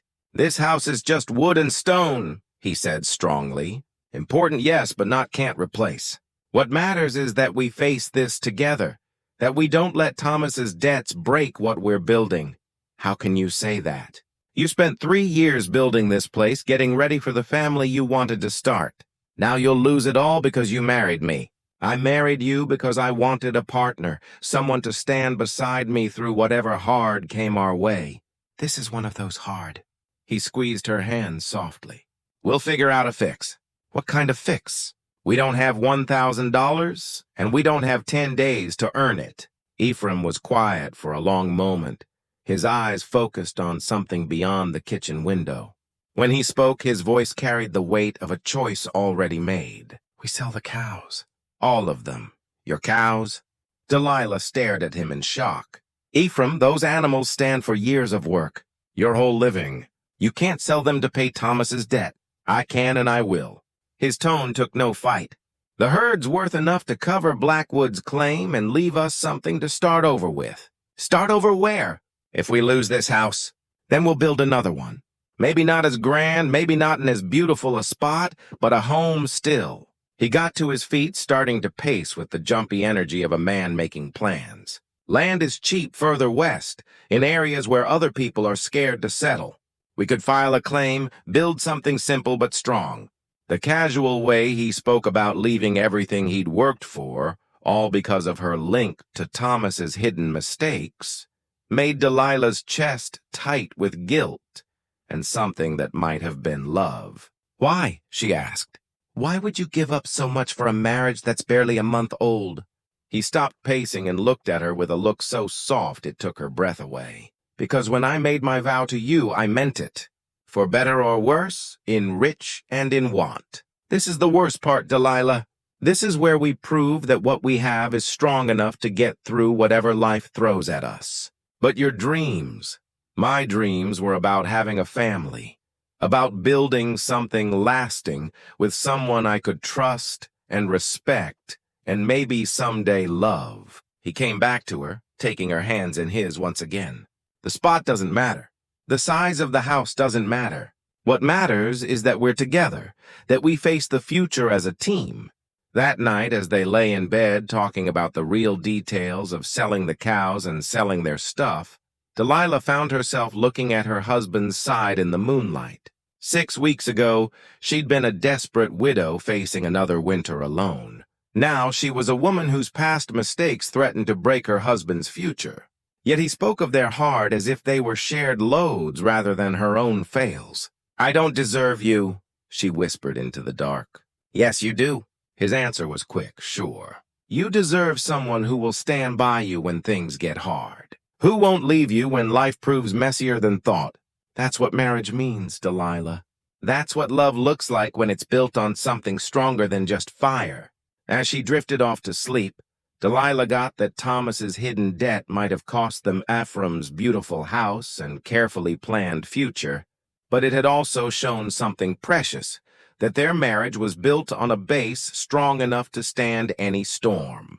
The next 3 days passed in a blur of doing, as Ephraim worked to sell his life's work with the same step-by-step skill he brought to everything else. Word spread quick through the land that the Cutter cows were for sale, and by the second day, possible buyers were coming to look at the herd and talk prices. Delilah watched from the kitchen window as her husband dealt with men who had been his friends and neighbors, their looks mixing sorry with the smart figuring of people seeing a forced sale. He showed no feeling as he talked about the animals he'd raised from babies, as he took offers that were lower than the cow's true worth simply because everyone knew he had no choice but to sell. Martha Henley came on the third day, bringing news from town and a set to help however she could. She found Delilah in the bedroom, carefully packing their stuff into the same trunks that had brought her to this house just over a month ago. "I heard about the debt," Martha said without start, sitting herself on the edge of the bed. "The whole town's talking about it. Some folks are saying it's funny that this Blackwood guy waited until after you remarried to come forward with his claim." "Funny? How?" Delilah stopped in her folding, a spark of hope flickering in her chest. "Think about it, Delilah. If Thomas really owed this man money, why didn't he go after collection when Thomas first died? Why wait 2 years until you've married someone with stuff worth claiming?" The meaning sent a chill through Delilah's veins. "You think the debt might be fake? I think it's awfully handy timing." Martha's look was dark. "Carl's been asking around trying to find people who remember Thomas borrowing money that spring. Nobody recalls him saying a debt to anyone in Rapid City, but the writing expert said Thomas's sign. Writing can be faked, especially if someone had weighted docs with Thomas's real sign." Martha leaned forward, her voice dropping to a secret tone. "Carl thinks we should wire the land marshal. Ask him to look before you lose everything." Delilah felt a flutter of hope, quick held by real. "Even if the debt is fake, we only have 7 days left before Blackwood can claim the land." "How long would a look take?" "I don't know, but it's worth trying, isn't it? This house, this life, Ephraim's beauty, it's worth fighting for." Before Delilah could answer, they heard the sound of loud voices from the yard. Through the window, they could see Ephraim in talk with a man. Neither of them knew a thin, well-dressed stranger, whose pricey clothes and pale skin marked him as someone from the city rather than the edge. "That must be Blackwood," Martha whispered. "Come to look at his prize before he claims it." They watched as the talk grew hotter. Ephraim's usually controlled way showing cracks as the stranger pointed away toward the house and buildings. Finally, Ephraim turned and walked toward the house, his face dark with barely held anger. "Delilah," he called as he came in, "could you join us outside, please? Mr. Blackwood has some questions about the debt." Jonathan Blackwood was everything Delilah had thought, and worth a man in his 40s. With the soft look of someone who'd never done body work, dressed in a suit that cost more than most families earned in a year. His eyes held the cold figuring of a hunter, and when he looked at her, she felt as if he was listing her value as a thing. "Mrs. Cutter," he said with fake nice, "I'm sorry we have to meet under such bad setup. However, business is business, and your late husband's debt must be paid." "My late husband never said borrowing money from you," Delilah said, surprised by the steadiness of her own voice. "I handled all our money stuff. If Thomas had taken such a big loan, I would have known about it." Blackwood's smile was looking down. "Maybe your husband was guarding you from worry. Men often shield their wives from business worries, especially when those worries involve risk he took. Thomas and I had no secrets from each other. Still, the debt is there, properly noted and seen. I'm ready to be giving in my terms. You can stay in the house until spring, giving you time to find other plans. I have no want to turn a good family out into the winter cold." The fake nice in his tone made Delilah's skin crawl. This man was enjoying their bad, taking fun in the power he held over their lives. "How handy that you waited until now to collect," Ephraim said, his voice fake calm. 2 years after Thomas's death, just long enough for his widow to remarry someone with stuff worth claiming. Blackwood's eyes got sharp. "I don't like your meaning, Mr. Cutter. I've been going after this debt through right legal ways since learning of Mr. Marsh's death. These things take time, especially when the debtor's widow moves and remarries." "Moves. My wife lived in the same house for 2 years after Thomas died. You could have found her any time you wanted, maybe, but as I said, legal steps take time." Blackwood pulled out his pocket watch, checking the time with showway. "Speaking of which, you now have 6 days to make payment or give up the land. I suggest you use that time smart." After he left, Delilah and Ephraim stood in their yard, watching his pricey carriage go down the mountain road. The quiet stretched between them, heavy with unsaid fears and growing doubts. "He's lying," Delilah said finally. "Something about him, about this whole spot, it doesn't feel right." "I agree, but proving it is another thing fully." Ephraim's jaw was tight with mad. "Martha said something about contacting the land marshal. She thinks we should ask for a look. Carl's been asking around town, and nobody remembers Thomas saying a debt to anyone in Rapid City. It's worth trying." Ephraim turned toward the house, his look set. "I'll wire the marshal this afternoon, explain the spot, and ask for quick help. At the very least, an official look might hold Blackwood's claim until we can get more proof." That evening, while Ephraim rode to town to send the wire, Delilah found herself alone with her thoughts and the growing sureness that their hard was far from over. She walked through the house that had become home so quick, touching known things and trying to remember details she might never see again. In the spare bedroom, she found something that made her heart skip bits of wood, carefully shaped and sanded, the start of what would clearly become a baby's cradle. Ephraim had been working on it in secret, getting ready for the child he still thought they would have together. The sight of the unfinished cradle, with its promise of future joy amid their current bad, brought tears to her eyes. How could she tell him that her monthly had come that morning right on time, proving once again that his sureness in her baby-making might be wrong? Martha found her there an hour later, sitting on the floor beside the cradle wood with tears down her face. "Oh, honey," Martha said, sitting beside her, "the debt isn't your fault. Thomas's choices aren't your blame. It's not just the debt." Delilah touched one of the smooth cradle rails, thinking Ephraim working by lamplight to make something beautiful for a baby that might never come. "I'm not with child, Martha. It's been 6 weeks and still nothing. What if I'm one of the women who can't? 6 weeks is nothing. Some women take months or even years to get with child, and they go on to have big, healthy families. But what if I'm one of the women who can't? What if that's why Thomas and I never had kids, and Ephraim's sureness is wrong?" Martha was quiet for a moment, thinking her words carefully. "Then you'll love each other for who you are, not for what you can make. Look at what he's willing to give up for you already. His house, his cows, his plans for the future. That's not the way of a man who values you only for your baby having chance." But kids were part of his vow. "By winter, you'll have my son growing inside you. What happens when winter comes and I'm still empty? Then you'll face that letdown together, the same way you're facing this bad together." Martha reached over and squeezed her hand. "Delilah, I've watched you and Ephraim together these past weeks. What you have isn't just about making babies, about building a team that can stand any storm. When Ephraim came back from town, he brought news that was both good and mad. The land marshal had agreed to look at Blackwood's claim, but the process would take weeks to finish. In the meantime, they were on their own to find proof that might prove the debt fake. "I also sent asks to banks and lending places in Rapid City," he told her as they got ready for bed. "If Blackwood is real, someone will know about his business ways. If he's a cheat, that might come to light as well. And if we can't prove anything before the end time, then we follow through on our first plan.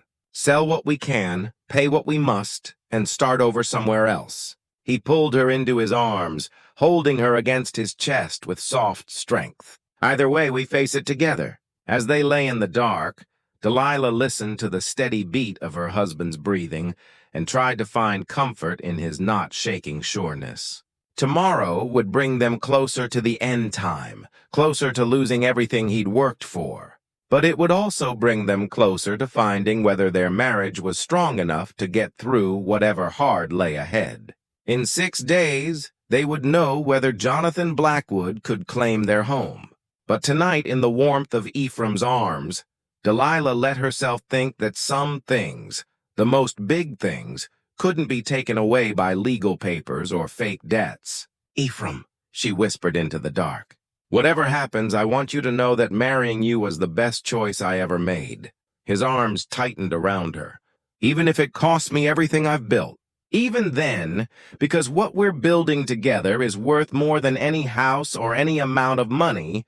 For the first time since Morrison had given the bad news, Ephraim's tight seemed to ease. Go to sleep, Mrs. Cutter. Tomorrow we fight for our future. The big find came on the 5th day, brought by a out-of-breath rider who'd pushed his horse hard through the mountain paths. Carl Henley got off in their yard with the hurry of a man carrying news that couldn't wait, his face red with cold and excitement. We found him, he said without start, walking toward where Ephraim and Delilah stood, waiting, on the porch. We found the man who faked Thomas's sign. Delilah felt her knees go weak with relief. Who remember Henry Walsh? He used to work as a clerk at Morrison's bank before he was caught taking from accounts. Carl pulled a wrinkled wire from his coat pocket. He went away about 6 months ago, but the marshal tracked him down in Denver. When they threatened him with Fed charges, he told everything. Ephraim took the wire, looking at its stuff with growing happy. Walsh says he faked the promise note every detail. Seems Blackwood came to him last year with a plan make fake proof of debts owed by recent dead men whose widows had remarried into land. Walsh had way to bank records, knew Thomas's sign well enough to copy it good, but the witnesses, Delilah said, her voice barely above a whisper. Morrison said there were 2 witnesses who could say to the note's real, Blackwood's helpers. The marshal caught all 3 men yesterday evening. Carl's grin was strong with happy. Walsh kept full records of their plan, including a list of other families they'd hit across the land. You weren't the first, but thanks to your look, you'll be the last. The relief that went through Delilah was so strong it left her lightheaded. She reached for Ephraim's hand, needing the hold of his steady being as the reel of their save sank in. The debt is gone, Ephraim said. More words than question. Fully gone. Blackwood has no legal claim to your land or anything else. In fact, he'll be lucky if he doesn't end up in land prison for cheat and plot. Carl folded the wire carefully, treating it like the precious dock it was. The marshal will be here tomorrow to take your words and fully clear the matter. That evening, as they sat before their fireplace in the house that was truly theirs once again, Delilah found herself hit by feelings she couldn't quite name. Relief, sure, and thanks for the friends who'd fought for them. But under those top feelings was something deeper, a deep sense of how close they'd come to losing everything, and how much that loss would have meant. I keep thinking about the cradle, she said, watching flames dance in the hearth they'd thought they might never see again. What cradle? Ephraim's voice was carefully middle, but she caught the slight tight in his shoulders. The one you've been working on in the spare room. The one you thought I didn't know about. She turned to look at his side, noting the red that crept up his neck. Were you planning to surprise me with it? I was planning to finish it when we had reason to celebrate. He met her eyes, his look open in a way she'd rarely seen. I didn't want to say it until we knew for sure that you were carrying our child. The hope in his voice made her chest tight. How could she tell him that her body had once again failed to go with his dreams? How could she break his faith in their future when they just got it back from Jonathan Blackwood plans? Ephraim, she began, then stopped, not sure how to go on. You're not with child. His words were quiet, gave up rather than blaming. How did you know? I've been watching for signs, hoping for changes that haven't come. He turned to face her fully, his big hands reaching for hers. I saw you washing cloths last week that you shouldn't have needed if my seed had taken root. Heat flooded her cheeks at his straight say of her monthly cycles. I'm sorry. I know how much you were hoping. Don't say sorry. His stop was soft but strong. We've been married 7 weeks, Delilah. Some couples try for years before getting their first child. But your vow was made with hope, not sureness. I can't control when our kids come, only how ready we are to get them when they do. She looked at his face, searching for signs of letdown or mad. Instead, she found only the steady patience she'd come to link with everything about him. Are you mad that I haven't given you what you want most? What I want most is a marriage built on trust and real liking. Kids will be a blessing when they come, but they're not the base of what we're building together. He squeezed her hand softly. Besides, there's something to be said for having time to learn each other before we add the hard of being parents. Time to learn each other. How? His smile held a warmth that made her heart quicken. Time to find what makes you laugh. Time to get what you need from me as a husband, not just as the dad of your kids. Time to build the kind of team that will make us good parents when the chance comes. And if it never comes, if I'm truly empty, then we'll have built something beautiful anyway. He brought her hands to his lips, pressing soft kisses to her palms. Delilah, I didn't marry you just to get kids. I married you because you're strong and honest and brave enough to trust a stranger with your heart. Those things don't go away if babies don't come. The real in his voice brought tears to her eyes. I love you, she said, the words slipping out before she could stop them. Ephraim went very still, his eyes searching her face as if he couldn't quite believe what he'd heard. Say that again. I love you. This time she said it on purpose with full know of what she was saying. I don't know when it happened or how, but somewhere between your first ask and tonight, I fell in love with my husband, Delilah. Her name was a prayer on his lips as he pulled her into his arms, holding her against his chest with shaking hands. I've been waiting to hear those words since the day I first saw you chopping wood in your yard. You loved me then, when I was just a desperate widow who needed saving. I loved your toughness. I loved your no to quit even when everything was against you. I loved the way you looked at me like I might be worth taking a chance on. He cupped her face in his big hands, his thumbs brushing away tears she hadn't got were falling. And every day since then, I found new reasons to love the woman you're becoming. When he kissed her, it was with a fire that had been building for weeks, no longer held in check by not sure or the need for patient dating. This was the kiss of a man claiming his wife, of a woman finally ready to be claimed fully.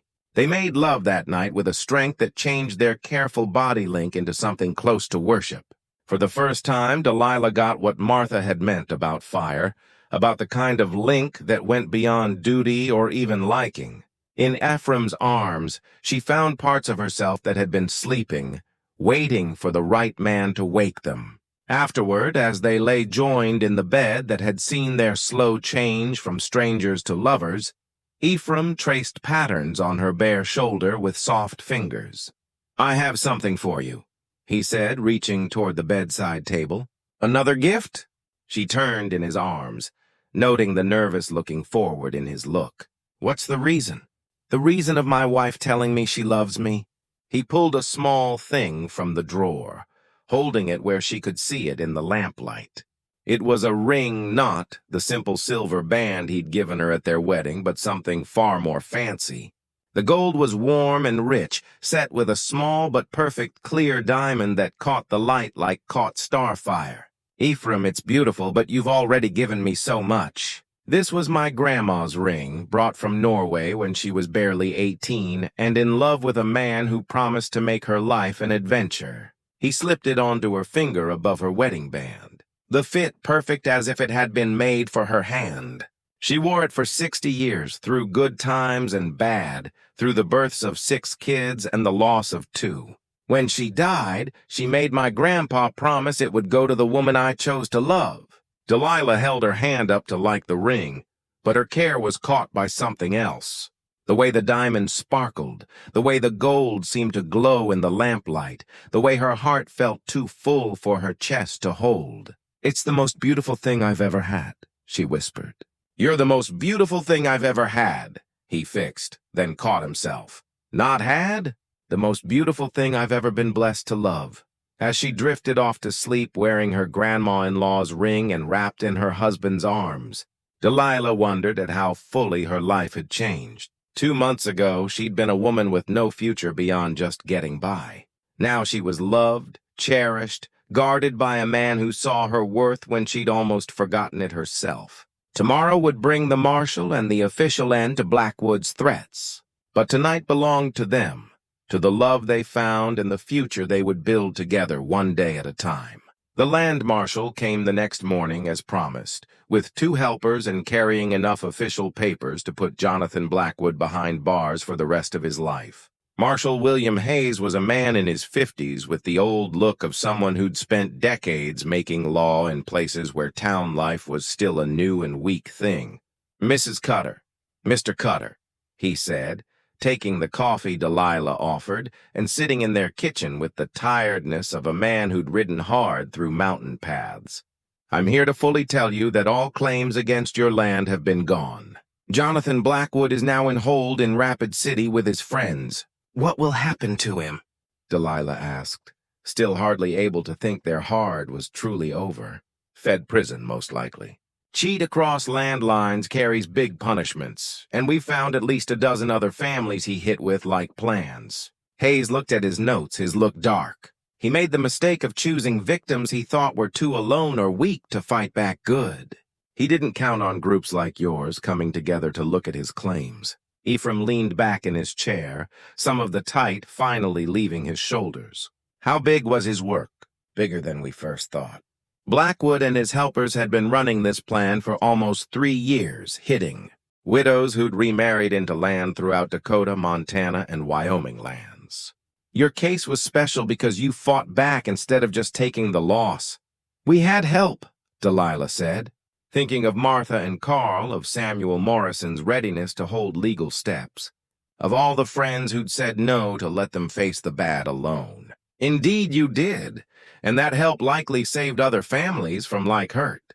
Hayes took a second cup of coffee, then turned his care to the stack of papers he'd brought.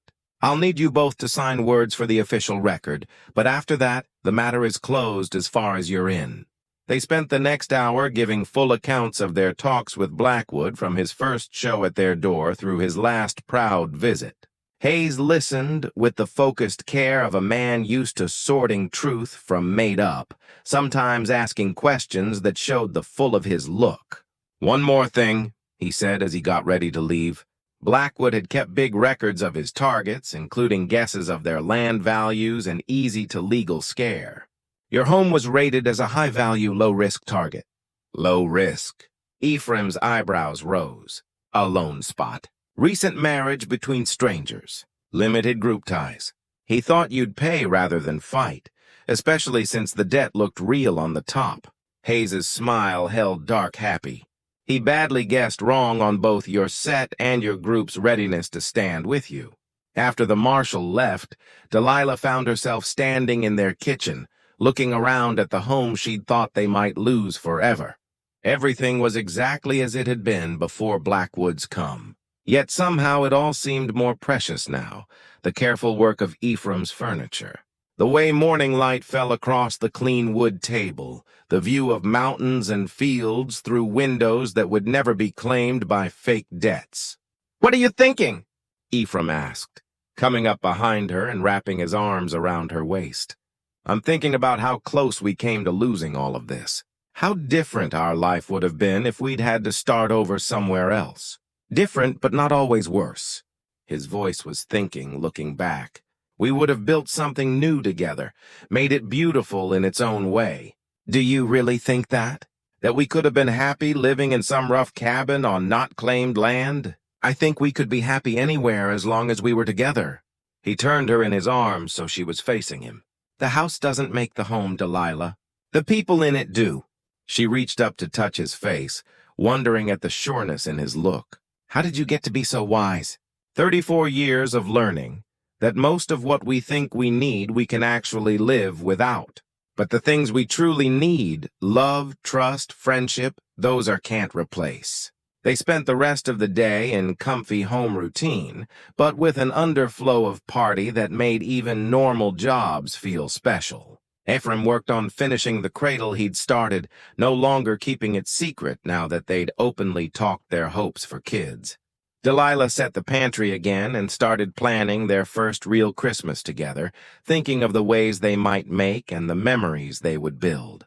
That evening, as they sat before their fireplace with the done cradle between them, Delilah found herself looking at the careful work that had gone into its making.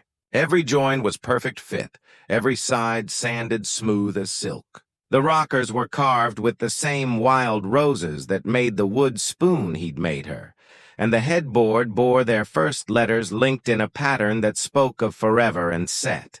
It's beautiful, she said, running her fingers along the curved rails. Any baby would be lucky to sleep in something so carefully made. I keep thinking what it will be like, Ephraim said, his voice soft with wanting, watching our child sleep, knowing we made something perfect together. The wish in his tone made her chest tight. Ephraim, what if? No. He reached over and took her hand, stopping her worried words. No more what-ifs about kids. They'll come when they're meant to come. And until then, we practice being the kind of people who deserve to be parents. What kind of people is that? People who love each other enough to stand any storm. People who put their family first no matter what hard come.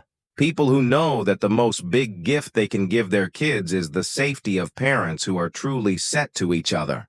As she got ready for bed that night, Delilah caught sight of herself in the mirror above their dresser and was surprised by what she saw. The woman looking back at her bore little like to the desperate widow who'd chopped firewood with bleeding hands just 2 months ago. This woman had color in her cheeks and brightness in her eyes. This woman looked loved, cherished, safe in ways that went beyond mere money steady. I look different, she said as Ephraim joined her at the mirror. You look happy. He stood behind her, his hands resting on her shoulders as they both looked at their face. You look like a woman who knows she's valued. Is that what you see when you look at me? I see the strongest person I've ever known. I see a woman who faced losing everything twice and never stopped fighting for what mattered to her. I see the mom of my future kids and the partner I want to grow old with. That night, as they made love with the slow softness of people who had all the time in the world, Delilah found herself thinking about the future Ephraim saw with such sureness. Kids running through their house, filling it with laugh and noise and the beautiful mess of family life. Grandkids may be playing on the same floors where their parents had taken their first steps. It was a future worth waiting for, worth working toward with patience and hope. And if it never came exactly as they thought, if their family stayed just the two of them, that would be enough too. Because what they'd built together, this love, this team, this not shakeable set to facing life as a team that was already more than she'd ever dared to dream possible. As she drifted off to sleep in her husband's arms, wearing her grandma-in-law's ring and around by the safety of their got back home, Delilah offered a silent prayer of thanks for the chain of events that had brought Ephraim Cutter to her door. His bold promise about winter and babies had seemed not possible when he first spoke it. But now she got that some promises are kept not through force of will, but through the patient growing of love that makes all things possible in time. Spring came early to the Dakota land that year, coming in March with warm winds that melted the snow and set the mountain streams running high and clear. Delilah stood at their bedroom window, watching the first shy buds appear on the apple trees Ephraim had planted the last year, and pressed her hand to the gentle swell of her belly where their child grew. The morning sickness had started in January, just after the worst of winter's hold had set over their mountain home. At first, she'd thought the sick to something she'd eaten, but when it kept day after day, with a tiredness that made her want to sleep 12 hours straight, Martha had ridden through a snowstorm to say what Delilah had hardly dared to hope. Ephraim, she called softly, not wanting to wake him too sudden. The sun's up. He moved beside her, reaching Otto for her hand, as he had every morning since learning about the baby. His palm set over the curve where their child rested, and she felt his smile against her shoulder. Good morning, little one, he whispered to her belly, a habit that had grown over the past month. Your mama and I are excited to meet you. 4 months along now, according to Martha's figures, which meant their baby would come sometime in late summer. The timing felt perfect. She would have the warm months to get better from birth, and the child would be old enough to stand their first winter with relative safety. I dreamed about him again, Delilah said, settling back into Ephraim's arms to enjoy these quiet moments before the day's work started. Him? Ephraim's voice held soft teasing. You're still sure it's a boy? I'm sure it's exactly what we need, whether that's a boy or a girl. She turned in his arms, looking at his face in the early morning light. But yes, I think it's a boy. I think it's Eric, the name they'd chosen for a son, mixing Ephraim's grandpa's Norwegian past with her family's way of strong, simple names. If the baby proved to be a girl, they picked on Anna, after Delilah's mom, Eric Cutter. Ephraim spoke the name thinking, as if trying it out. I like the sound of that. Just Eric, not Eric Thomas. She'd said giving their son Thomas's name as a middle name, a way of honoring the man whose death had led to her finding happy with Ephraim. If that's what you want, but I think Thomas would be more honored by our happy than by having his name on our child. Ephraim's hand moved in soft circles over her belly. He loved you enough to want you to find love again, even if he couldn't have thought it would happen the way it did. Downstairs, the kitchen smelled of fresh bread and coffee, proof of Martha's visit the day before, when she'd helped Delilah make meals they could heat easy during the busy spring planting time. The older woman had taken it on herself to make sure that Delilah didn't overwork herself during pregnancy, coming weekly with food and advice, and the kind of mom fussing that Delilah had missed since her own mom's death. "You need to eat," Ephraim said, noting how she pushed her breakfast around her plate without taking more than a few bites. "The baby needs food. The baby wants nothing to do with food this morning. The baby." She managed another spoon of porridge, fighting down the sick that still bugged her despite being well into her second 3 months. "Maybe later. Martha said the sickness should pass soon." Martha says a lot of things, but she smiled as she said it, thankful for the friendship that had deepened during her pregnancy. Having another woman to share fears and hopes with made the whole thing feel less big. After breakfast, Ephraim headed out to start spring planting, while Delilah did the lighter house jobs that still fell within Martha's say of right doing for waiting moms. As she dusted the furniture they'd thought they might lose to Blackwood's cheat, she found herself thinking about how different this spring felt from the one that had changed everything. A year ago, she'd been a desperate widow, facing another growing time alone, not sure whether she could make enough food to last through another winter. Now she was a cherished wife, getting ready to become a mom, safe in the know that she would never face hard alone again. The baby's first moves had started a few weeks ago. Soft flutters that she'd first thought for bad food, but now they were clear. Little pushes and rolls that reminded her always of the life growing inside her. When she shared these moments with Ephraim, his face would light with wonder and pride in a way that made her get how deeply he wanted this child. That afternoon, while working in the kitchen garden they'd grown for the coming year, Delilah was surprised by the sound of coming horses. A small group of riders was making its way up their mountain road, and she knew Carl Henley in the lead, followed by what seemed several other families from town. "Ephraim!" she called toward the fields where he was working. "We have visitors."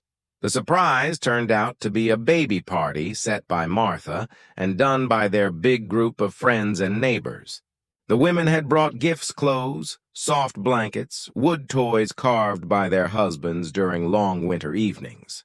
The men had worked together on a bigger thing, a beautiful wood rocking horse that would wait in the baby room until their child was old enough to like it.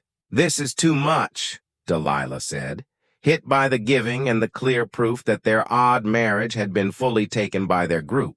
"No way," Martha answered quick. "Every baby deserves to be celebrated, and every mom deserves to know her group will support her family." As the afternoon went on, with kids playing in their yard, and adults sharing news and gossip over coffee and cake, Delilah found herself thinking about the family they were making.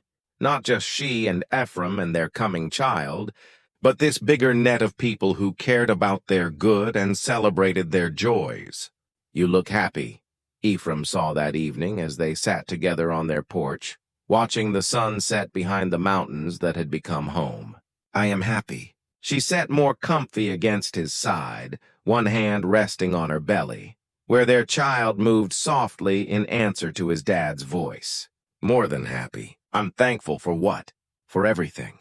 For you having the brave to come to a stranger with an impossible promise. For me having the desperate to say yes. For all the hard that proved we could stand anything together." She looked up at him, noting how the evening light softened his strong features. For this little person who's going to make us a real family. We were already a real family, Ephraim fixed softly. The baby just makes us a bigger one. From their porch, they could see the garden they'd planted together, the fields where his cows grazed, the barn that held the horses he was training for sale in the fall. It was a good, well-run home that showed the results of two people working toward common goals. But more than that, it was a home filled with love and laugh, and the daily proof that their odd start had grown into something precious and lasting. The desperate widow and the lonely giant had found in each other exactly what they needed to build a life worth living. "I never thanked you right," Delilah said as the first stars came in the darkening sky. "For what?" "For keeping your promise. You said that by winter I'd have your son growing inside me. Winter came and went, and I thought you'd been wrong. But you were just early. It was by spring instead of winter." Ephraim's hand joined hers on her belly, both of them feeling the active moves of their child, answering to their voices and touches. The timing doesn't matter. What matters is that we kept faith with each other long enough for love to grow. And now we finish what we started. He pressed a soft kiss to her side. "We welcome our child. We raise him to be strong and kind like his mom. And we love each other through whatever comes next." As they sat together in the growing dark, around by the safety of the life they'd built from nothing more than mutual need and growing trust, Delilah thought on the trip that had brought them to this moment. She thought of Thomas, whose memory she would always cherish, and of the sadness that had nearly broke her. She thought of Ephraim's bold ask and her desperate yes, of the hard that had tested their set, and the love that had held them through every test. Most of all, she thought about the baby who would come in a few months, the child who would never know a world where his parents didn't love each other fully, who would grow up safe in the know that family meant standing together no matter what storms might come. The crazy promise that had started it all. "By winter you'll have my son growing inside you" had seemed not possible when Ephraim first spoke it. But promises, Delilah had learned, weren't always about timing. Sometimes they were about faith, about the readiness to believe that love could grow from the smallest seeds, that two lonely people could make something beautiful together if they were brave enough to try. As she drifted off to sleep that night in her husband's arms with their child moving softly beneath her heart, and the safety of their love wrapped around her like a blanket, Delilah Cutter knew that some promises were worth waiting for, and some fairy tales, the very best ones, began not with once upon a time, but with a desperate woman, a set man, and the brave to believe that happy endings were possible, even in the hard reel of edge life. Outside their bedroom window, the spring wind whispered through the mountain pines, carrying with it the promise of summer warmth and fall harvest, of a child's first cry, and a lifetime of love that had grown from the most unlikely start. In the cradle beside their bed, the baby's first blanket waited a quilt sewn by Delilah during the long winter months, stitched with all the hope and love and dreams that had changed a marriage of need into the kind of love story that people would tell for ages to come. The giant cowboy had kept his promise after all, just not in the way anyone might have thought. By spring, not winter, his wife carried their child. But more big by the time spring came, they had built something far more precious than either had dared to hope for when they first stood before Reverend Morrison and promised to love each other through whatever tests lay ahead. They had built a family. They had built a future. They had built a love that would last through all the seasons of their lives, growing stronger with each passing year, like the apple trees that would soon bloom in their mountain garden, bearing fruit for ages yet to come.